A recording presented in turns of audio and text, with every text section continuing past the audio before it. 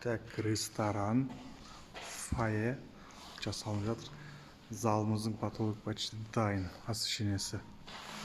Мына холодный, температурасы 6500-дік. 6000-дық славилық кетті бұдан. Егер потолокқа жарық әдем болсын десеңдер, 6500-дігін салу керек температурасы. Спотымыз тоже келді. Қазір дайындап жатыр. Көрсетіп жіберші споттың түрін. Осындай түрлерін алу керек. Мынау 9 ваттық, мынау 10 ваттық. Мынандай освещениеге 6500-дік температурасы бар лентаға 10 ваттық салу керек. Қазір салынып жанған екен, көрсетеміз қалай шыққанын.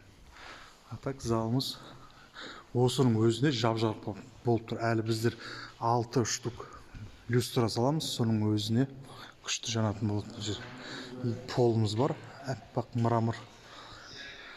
Сонымен жарқырап көрінеді. Сосын стенаға молдинг и латун бердік.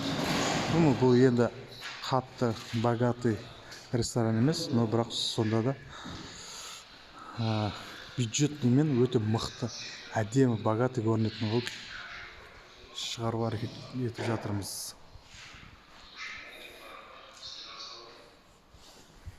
Қазір спотты көрсетемін.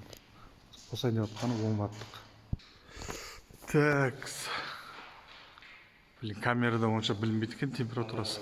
Мына 10 ваттық жақсы жанып тұр. Маған қаратпа, жерге қаратып қойын да. Осылай қараған кезде білініп тұр. 10 ваттық жақсы жанады. Мынада сәл сарылық бар. Осы 10 ваттықтан таңдадым мен.